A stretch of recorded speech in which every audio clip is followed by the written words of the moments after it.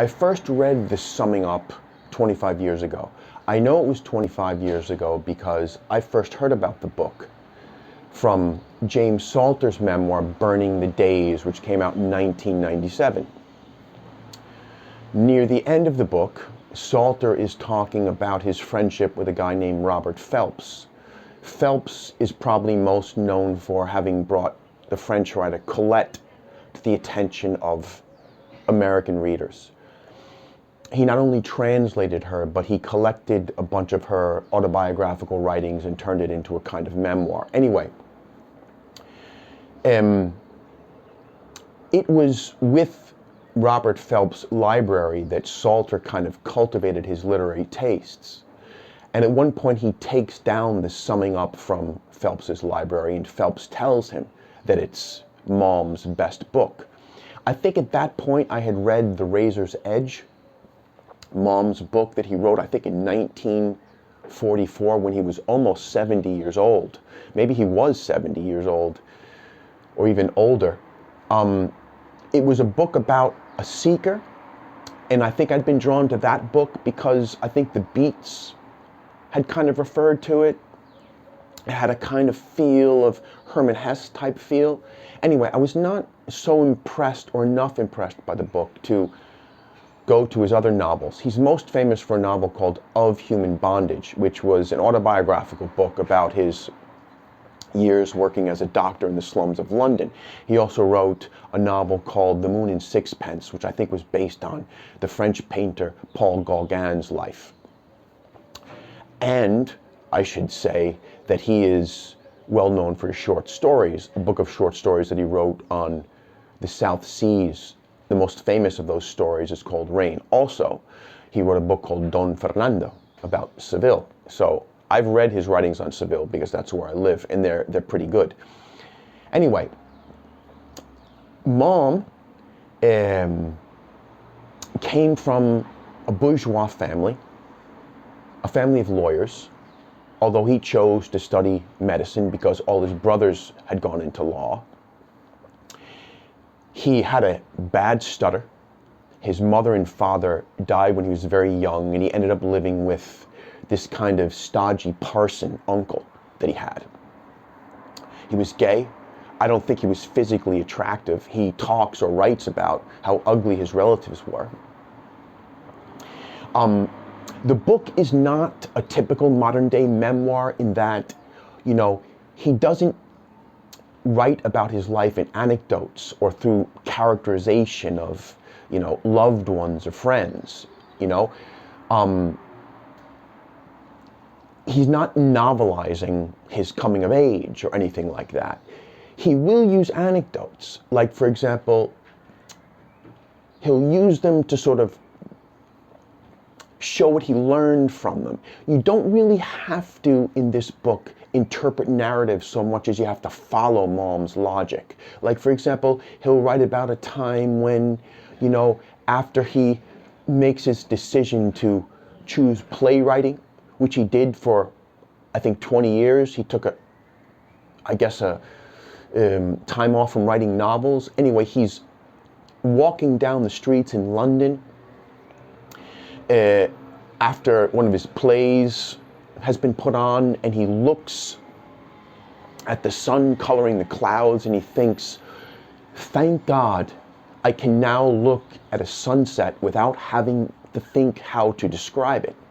Right? The conclusion being that he had much more facility for writing dialogue than he did for description. Or there'll be another anecdote, for example, about when he was training to become a doctor, and he's working on a cadaver, and he's frustrated because he finds the nerve that he's looking for in the wrong place.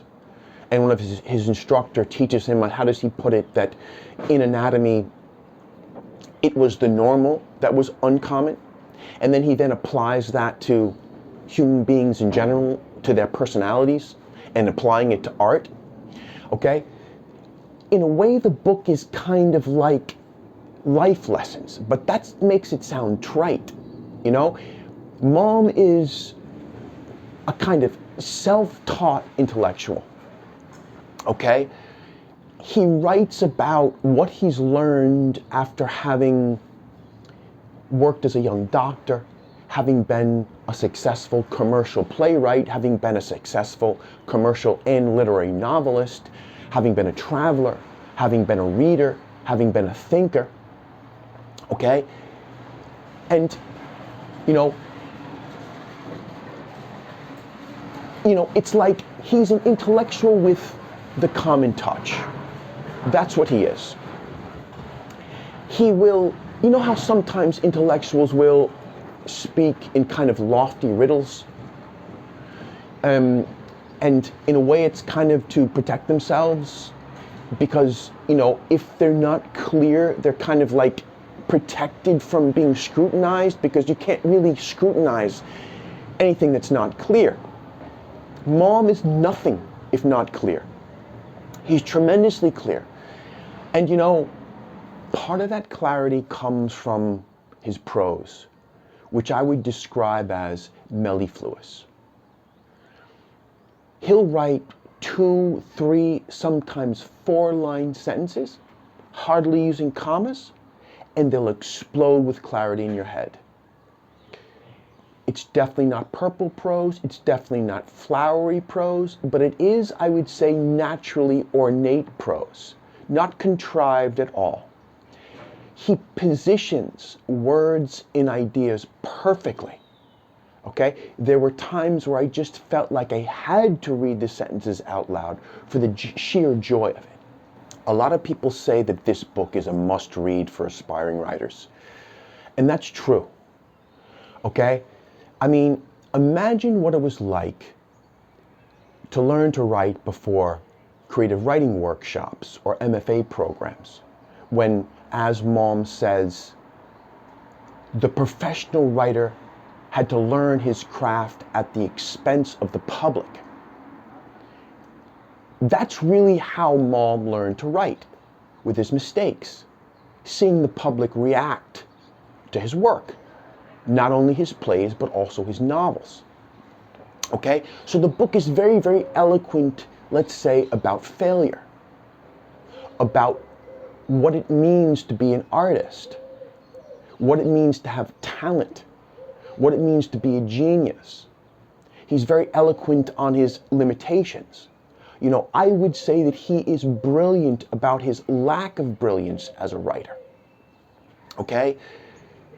He'll also write about, for example, what one genre of writing can do that another one can't. He'll talk about why certain art forms die out, why other art forms surge up.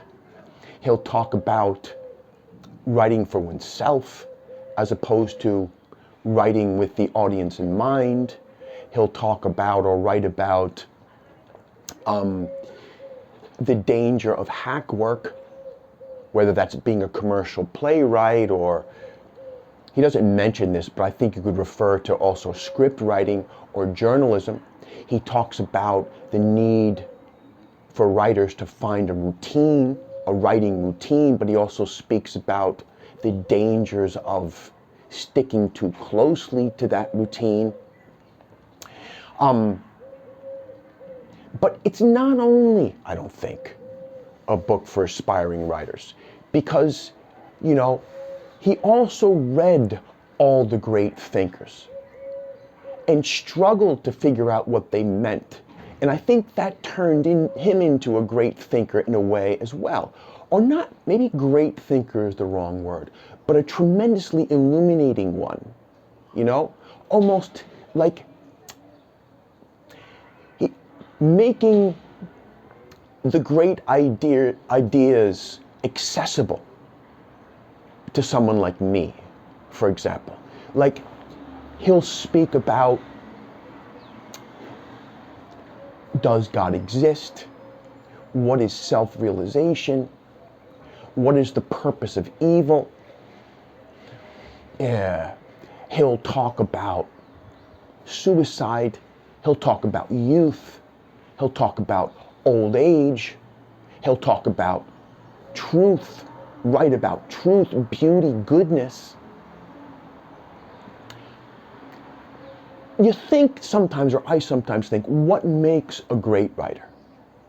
I'm talking about what makes the immortal writers immortal, in a way. Like, why am I reading Somerset Maugham, okay, more than 50 years after he died? Why am I still getting something out of it?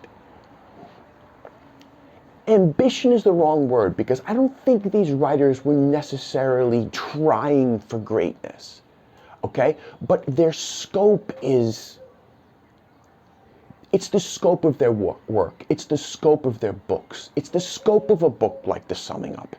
Let me make the comparison to myself, okay? In a few months, my first book in English is going to come out, a memoir called My Half Orange, a story of love in language in Seville. It's going to be published by Tortoise Books, okay? And it's about my assimilation in a foreign land, let's say, okay? But in comparison to what Maugham is doing, right, it's very concrete. It's very particular to my experience, okay? You might even say it's prosaic. Right? I can't take on the great themes. I just don't have the talent to do that. I would fail spectacularly if I tried to take on the great themes. I'm not talking shit on my book. It took me 10 years to write it. I think it's like a home gem of a certain type of memoir. But, you know, I'm not going to pretend that I'm some kind of great writer. I can't take on the great themes. Like, okay, I don't think that Maugham is on the level of Shakespeare, for example. But let me just go to Shakespeare, for example, for a second. He writes a play on young love called Romeo and Juliet. He writes a play on envy called Othello. He writes a play on revenge called Hamlet. He writes a play on old age called King Lear. I mean, who can do that? Only geniuses can do that. Maugham can take on the great themes. They kind of, that's their comfort zone. The great and common themes. And can make us see those themes in a new way. And to see their value in our lives in a new way. Really, his book is about everything. Everything he learned. Imagine taking on something like that as a writer.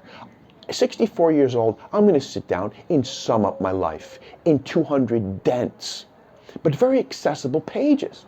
That's what he's done. That's what Somerset Maugham has done. And you know what he's done? He's evoked reverence, which is how he defines art. Something that evokes reverence. Now, what evokes reverence in you might not be what evokes reverence in me, but I think there's a kind of overlapping. And I think that you will be impressed by the way he shines light on these great ideas and makes them accessible. Okay? He talks about art making us more capable of right action. Maybe I would say that great art can also make us more capable of wrong action, in a way. Okay? It makes us more powerful people, I would say. Okay?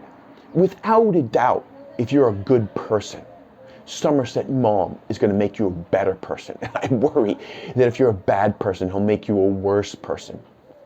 I don't really know that I can praise a book any more than I praise this one. I would say that after 25 years, I like this book even more now. Okay? So maybe it's not only for aspiring writers. Maybe it's also for mature writers, so they can be reminded of why we do what we do and what's the purpose of that. Check it out, man. I do not think you'll be disappointed.